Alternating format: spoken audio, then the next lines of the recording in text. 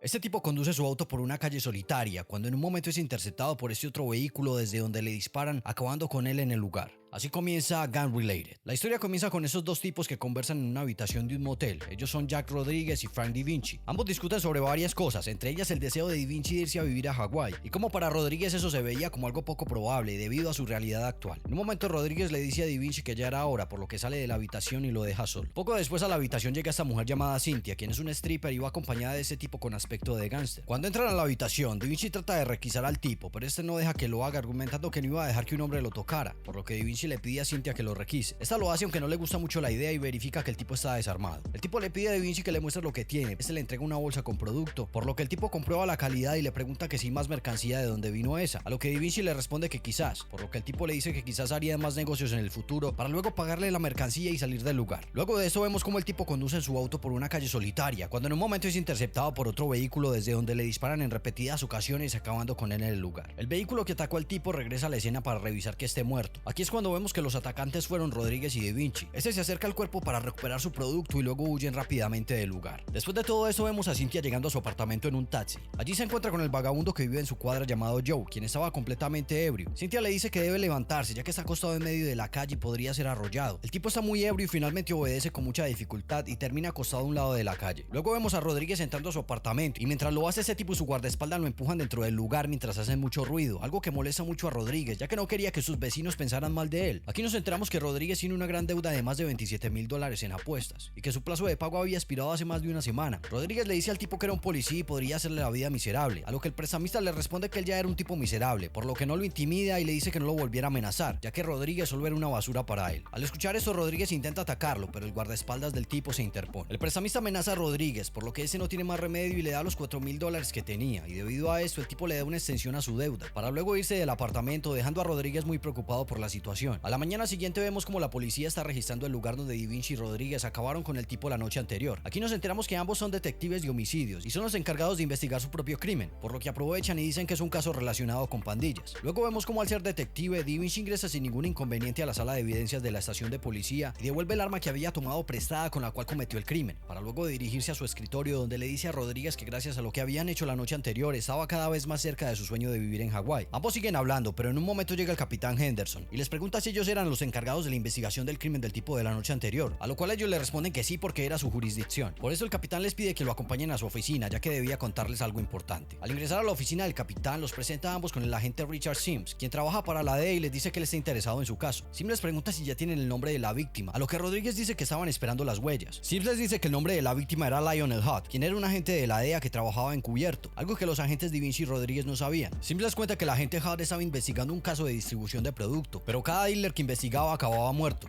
y su última pista era una mujer. Además les cuenta que Hutt era su amigo y que no descansaría hasta atrapar al maldito que había acabado con él, lo que DaVinci le dice que ellos harían todo lo posible para dar con el culpable. Luego vemos como DaVinci y Rodríguez están muy preocupados, ya que no tenían idea de que Hutt era un agente encubierto de la DEA, y discuten por haber acabado con un policía. Rodríguez está muy enojado con DaVinci por no haberse dado cuenta de esto, pero este le dice que lo registró pero no encontró una placa o algo que lo identificara como policía. Aquí vemos que Rodríguez, aunque es un agente corrupto, no le gusta la manera que DaVinci maneja las cosas, por lo que forcejean un poco hasta que DaVinci le apunta con su arma y le dice que debe calmarse, ya que alguien podría verlos discutir, por lo que deciden subir al auto. Ya en el auto, DaVinci le dice a Rodríguez que no hay razón para entrar en pánico, ya que ellos son los detectives del caso, por lo que encontrarían al culpable, a lo que Rodríguez le responde que ellos son los culpables, pero DaVinci le recuerda que eso nunca ha sido un problema para ellos y luego se van del lugar. Después de todo esto, ambos se encuentran bebiendo algo en la calle, mientras DaVinci le dice a Rodríguez que lo único que necesitaban era alguien a quien culpar y hacerlo responsable del crimen, sin importar quién fuera. En ese momento, Rodríguez le pregunta a DaVinci que si no le importaba haber acabado con un policía, a lo que este le responde que sí, pero que no podían hacer nada, ya que no tenían forma de saber que Hutt era un policía encubierto, pero que lo importante era pensar en ellos, no perder el control del caso y asegurarse que toda la información pasara por ellos primero. DaVinci le explica a Rodríguez que como era su caso, podrían señalar un culpable y hacer que todas las pruebas apuntaran a quien ellos quisieran. Además, ellos podrían aportar tantas pruebas que hasta el imbécil que eligieran como el culpable pensaría que de verdad lo era. Por eso al día siguiente se disponen a arrestar a este tipo llamado James, mientras él está con sus amigos en una esquina. Este sale corriendo cuando ve que los agentes van por él, pero finalmente lo arrestan y lo llevan a la estación. Allí vemos como Da Vinci se lleva del cuarto de evidencias el arma que antes había devuelto y se la tira a las manos de James, quien inmediatamente la suelta y les dice que esa no era su arma, a lo que Da Vinci le responde que ya tenía sus huellas. El tipo se molesta con esa situación, pero decide calmarse. Es entonces cuando Rodríguez le pregunta dónde había estado el viernes en la noche, a lo que James, con una sonrisa en su rostro, les dice a los detectives que el viernes en la noche estaba en prisión y que podrían comprobarlo fácilmente, por lo que no tienen nada en su contra y lo dejan ir. Debido a esto deben seguir buscando a alguien a quien culpar. Por esto luego ambos derriban la puerta del apartamento de otro tipo y lo llevan a la estación para interrogarlo. Nuevamente le entregan el arma, pero el tipo la suelta en la mesa diciendo que esa no era su arma, a lo que Rodríguez le responde que el arma tenía sus huellas, por lo que el tipo se molesta y se levanta de su silla. Al ver esto, Da Vinci lo hace sentar nuevamente. Rodríguez se ríe y le pregunta dónde estuvo el viernes en la noche, mientras los agentes se miran con una actitud de triunfo, pero el tipo se levanta de la silla, les muestra una cicatriz en su abdomen y les dice que la noche del viernes y todo el fin de semana había estado en el hospital y apenas había sido dado de alta esa mañana, por lo que también tienen que dejarlo en libertad. Finalmente arrestan a ese tipo, quien está un poco loco, y cuando le entregan el arma durante el interrogatorio, este la toma en sus manos y juega con ella mientras sonríe y les dice que esa no es su arma, a lo que Da Vinci responde que eso decían todos. El tipo le responde que le gustaría que el arma fuera suya, ya que era un Smith & Wesson calibre 44, la mejor arma según su gusto, mientras sigue jugando con ella y ve que no tiene el número de serie, por lo que sonríe y les pregunta por las balas, a lo que Rodríguez y Da Vinci se muestran fastidiados por su actitud. En un momento Rodríguez le pregunta dónde había estado el viernes en la noche y el tipo se da cuenta que los agentes solo estaban buscando una coartada para incriminarlo, por lo que este limpia inmediatamente sus huellas del arma y les confiesa que el viernes en la noche estaba robando una joyería y tenía las joyas para probarlo. Finalmente el tipo les pide disculpas por no poder ayudarlos, pero para él era mejor una condena de 1 a 5 años por robar y no una de 10 años a perpetua por acabar con alguien, por lo que una vez más los agentes se quedan sin nada. Luego vemos cómo ambos están en la oficina del capitán, quien le recrimina por no tener nada concluyente sobre el crimen de Hutt y cómo la DEA estaba exigiendo resultados, a lo que el capitán les cuenta que ese era un caso personal para la DEA y querían respuestas. Por eso les ordena a los agentes olvidarse de sus demás casos y traer algo para resolver el crimen de Hutt, a lo que Da Vinci responde que tenían unas pistas que iban a seguir, pero el capitán les dice que no aguantaría mucho tiempo con esa situación. Rodríguez se molesta y dice que esa no era la forma de llevar una investigación, a lo que el capitán les responde que si ellos no resolvían el crimen rápidamente, los compañeros de Hutt empezarían a preguntar por qué no lo habían resuelto ya, y por eso iban a culpar a alguien en el departamento, por lo que les aconseja resolver el crimen inmediatamente o darle el caso a alguien más.